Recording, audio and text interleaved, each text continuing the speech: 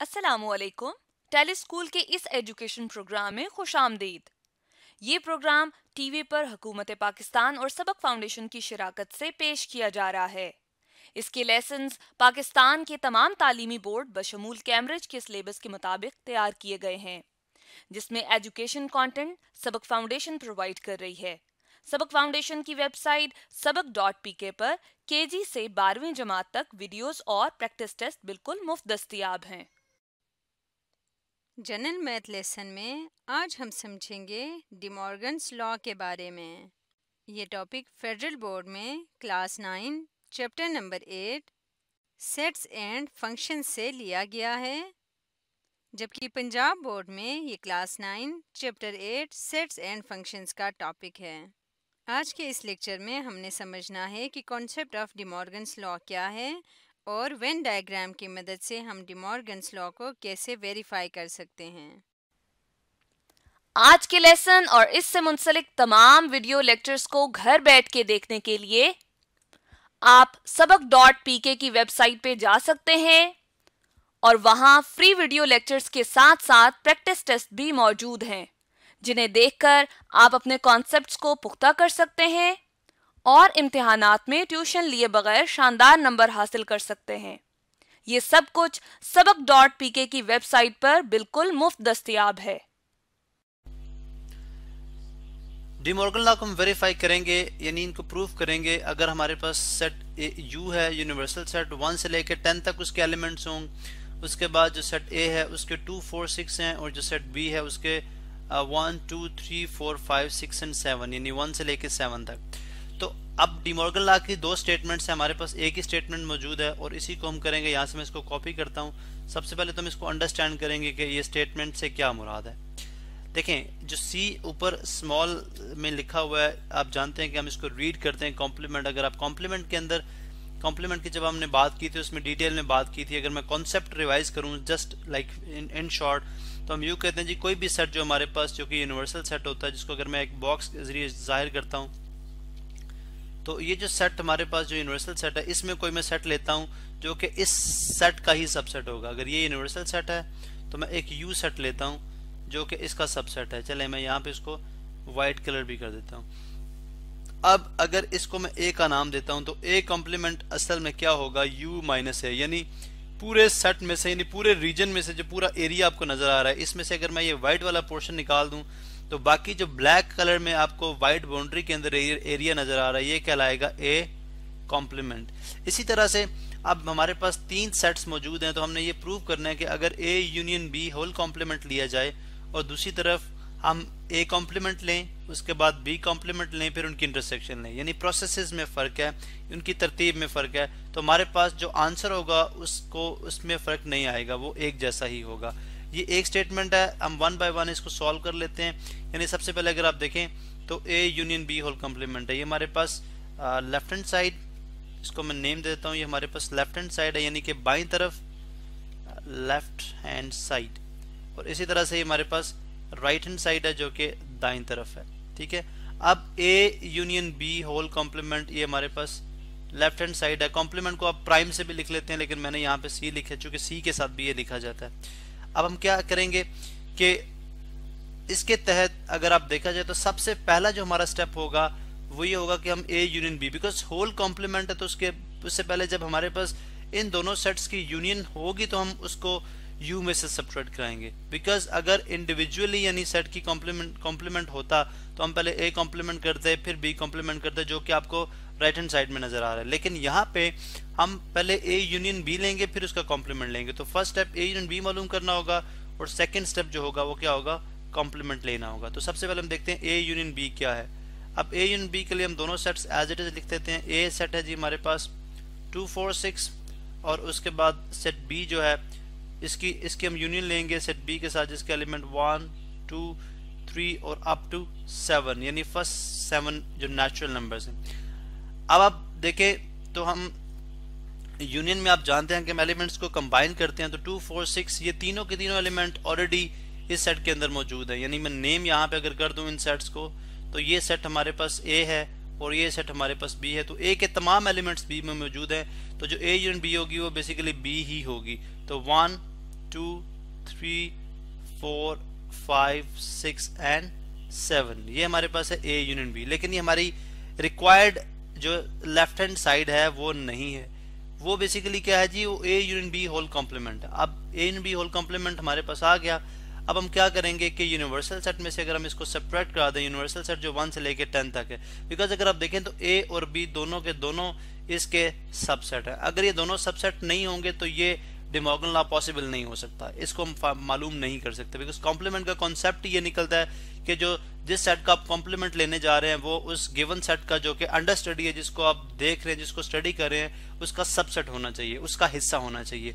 अब हम वापस आते हैं क्वेश्चन पे जी। यूनिवर्सल सेट में से हम ए यूनियन बी निकालेंगे जो कि इक्वल होता है हमारे पास किसके, A union B whole complement के। यहाँ पे मैं बल्कि पहले हम A union B whole complement लिख लेते हैं, यानी हम इस तरह से लिखेंगे स्टेटमेंट को कि जो A union B whole complement है वो एक्चुअली बराबर होता है यू माइनस, अगर यूनिवर्सल सेट में से ए यूनियन बी को सब्ट्रैक्ट कर दिया जाए तो। अब यूनिवर्सल सेट क्या है, 1 2 3 अप टू 10, यानी फर्स्ट 10 नेचुरल नंबर या कुदरती अदाद, इसमें से ए यूनियन बी निकाल दें, जिसके अगर आप एलिमेंट देखें तो 1 से लेके 7 तक हैं, यानी पहले 7 कुदरती अदाद। अब आप अगर आप देखें तो डिफरेंस में हमारा जो सेट अंडर कंसिडरेशन है वो फर्स्ट सेट होता है, यानी यूनिवर्सल सेट हमारा अंडर कंसिडरेशन सेट है, इस पे हम फोकस करेंगे। यूनिवर्सल सेट में लिख दिया इसके ऊपर, और ये हमारे पास ए यूनियन बी है। अब हम देखेंगे कि वो एलिमेंट जो कि यू के अंदर तो मौजूद हों लेकिन ए यूनियन बी के अंदर ना हो। तो आप जानते हैं कि यूनिवर्सल सेट 1 से लेकर 10 तक है और जो ए यूनियन बी है वो 1 से लेकर 7 तक है। तो कौन कौन से एलिमेंट ऐसे हैं यूनिवर्सल सेट के जो ए यूनियन बी में मौजूद नहीं है, तो जाहिर सी बात है कि वो 7 से अगले एलिमेंट्स जो कि 10 तक हैं, तो आ जाएगा 8 9 और 10। तो ये हमारे पास रिजल्ट है किसका, लेफ्ट हैंड साइड का, यानी बाईं तरफ। अब हम राइट हैंड साइड की जो स्टेटमेंट है उसके हवाले से ही उसको सॉल्व करेंगे। अगर आप यहाँ पे देखें तो A complement intersection B complement. तो अब हम देखें, यहाँ पे मैं मेंशन कर दूंगा जी, ये हमारे पास मैंने इसको कॉपी पेस्ट कर लिया, और ये हमारे पास क्या है, राइट हैंड साइड है, राइट हैंड साइड, जिसकी ये स्टेटमेंट अब हम क्या करते हैं, अब हम सबसे पहले देखें इसमें जो स्टेप्स मूव होंगे या इसमें जो स्टेप हम परफॉर्म करेंगे वो इस तरह से होंगे। सबसे पहले ए कॉम्प्लीमेंट लिया जाएगा या बी कॉम्प्लीमेंट भी ले सकते हैं, आपकी चॉइस है। उसके बाद सेकंड स्टेप जो होगा वो बी कॉम्प्लीमेंट लिया जाएगा। उसके बाद जो थर्ड स्टेप होगा वो इंटरसेक्शन ली जाएगी, ये इंटरसेक्शन लेना थर्ड स्टेप होगा, ठीक है। अब आप सबसे पहले ए कॉम्प्लीमेंट ले लें जो कि इक्वल है यूनिवर्सल सेट में से ए निकाल लें। इसी तरह आप बी कॉम्प्लीमेंट की बात कर लें जो कि इक्वल है यूनिवर्सल सेट में से आप बी निकाल दें, बिकॉज जब आप ये हमारे पास चीज़ें आ जाएंगी उसके बाद हमारे लिए सॉल्व करना बहुत आसान हो जाएगा। अब यूनिवर्सल में से ए निकालें, यूनिवर्सल सेट 1 से लेके 10 तक, 1 2 3 और अप टू 10, यानी फर्स्ट 10 नेचुरल नंबर्स कुदरती अदाद, माइनस ए सेट जो है उसके अगर आप एलिमेंट देखें तो ए सेट यहाँ पे हमने मेंशन किया, अगर आप ये देखें तो 2 4 6, इसके एलिमेंट है जी 2 4 और 6। अब अगर आप डिफरेंस की बात करते हैं हम, तो डिफरेंस इसके अंदर क्या आ जाएगा, हमारे पास ये डिफरेंस आ जाएगा, अगर आप देखें तो 2 4 6 सिर्फ वो एलिमेंट है जो कि ए के अंदर मौजूद हैं, ये ए सेट है और ये यू सेट है। इसके अलावा तमाम एलिमेंट्स यू के यहाँ पे लिख देंगे। 1 2 चूँकि मौजूद है, डिफरेंस ले रहे हैं, फ़र्क मालूम कर रहे हैं, तो 2 फ़र्क नहीं है, 3 आ जाएगा, 4 फ़र्क नहीं है, 5 आ जाएगा, 6 फ़र्क नहीं है, 7, उसके बाद 8 9 एंड 10। तो ये हमारे पास याद रहे कि ये कॉम्प्लीमेंट है। इसी तरह जब हम बी कॉम्प्लीमेंट की बात करेंगे तो बी कॉम्प्लीमेंट के अंदर सबसे पहले हम यू सेट लिखेंगे जो कि एलिमेंट 1 से लेके 10 तक, 3 एंड अप टू 10। उसके बाद इसमें से सेट बी जो कि जिसके एलिमेंट अगर आप देखें यहाँ पे हमारे पास सेट बी के एलिमेंट है जी 1 से लेके फर्स्ट 7 नेचुरल नंबर, तो यानी पहले 7 कुदरती अदाद, 1 2 3 4 5 6 एंड 7। अब हम क्या करते हैं कि यहाँ पे हमने यूनिवर्सल सेट ले लिया, ये बी ले लिया। अब फ़र्क मालूम करें कि क्या फ़र्क हो सकता है, तो आप जानते हैं कि यू से बी का जो फ़र्क होगा वो आखिरी 3 एलिमेंट जो यू के, बिकॉज 7 तक तो इसके अंदर मौजूद हैं बी के अंदर, तो 8 9 और 10 ये वो 3 एलिमेंट हैं जो कि सेट यू बी के अंदर मौजूद नहीं है, यू के अंदर है। तो यू का जो बी से फ़र्क है वो इन 3 एलिमेंट्स की वजह से, 8 9 10 की वजह से। अब ये हमारे पास क्या है, बी कॉम्प्लीमेंट। तो यहाँ पे मैं इनको सर्कल कर देता, इनको मैं बॉक्स में बंद करता हूँ। ये हमारे पास ए कॉम्प्लीमेंट है जो हमें रिक्वायर्ड था, ये हमारे पास आ गया बी कॉम्प्लीमेंट। अब हम इन दोनों की आपस में क्या लेंगे, इंटरसेक्शन लेंगे। अब हम करते हैं जी A complement intersection B complement. अब हम क्या करते हैं, ए कॉम्प्लीमेंट के एलिमेंट्स को लिख लेते हैं जो कि हैं 1 3 5 7 8 9 10। अगर आप यहाँ पे ये भी क्वेश्चन है कि स्टूडेंट्स से भी पूछ सकते हैं कि अगर हम बी कॉम्प्लीमेंट पहले लिख लें ए कॉम्प्लीमेंट बाद में लिख लें, तो इससे फर्क नहीं पड़ता, चूंकि आप जानते हैं कि जो सेट्स की यूनियन है या इंटरसेक्शन है, ठीक है, वो आपस में जो कम्यूटेटिव लॉ को होल्ड करते हैं। यानी अगर आप A complement intersection B complement करें या B complement intersection A complement करें तो वो एक ही रिजल्ट आता है। अब हम कर देखते हैं जी, इस केस में हमारे पास जो इंटरसेक्शन बी कॉम्प्लीमेंट है वो है जी 8 9 एंड 10। अब कॉमन एलिमेंट्स अगर हम यहाँ पे देखते हैं तो 8 9 10 यही तीन एलिमेंट्स हैं जो दोनों में मौजूद है। बिकॉज यहाँ पे हम इंटरसेक्शन को देख रहे हैं तो रिजल्ट हमारे पास आ जाएगा 8 9 और सॉरी यहाँ पे 9 अगेन लिखते हैं 8 9 और 10। अब अगर आप ये दोनों रिजल्ट कंपेयर करते हैं जो कि मतलब राइट हैंड साइड और लेफ्ट हैंड साइड के हैं, तो हमें मालूम होता है कि ये दोनों के रिजल्ट जो हैं वो सेम आए हैं। इसका मतलब है कि अगर आप A complement intersection A union B whole complement करें या A complement intersection B complement करें तो दोनों केसेस में रिजल्ट सेम आएगा।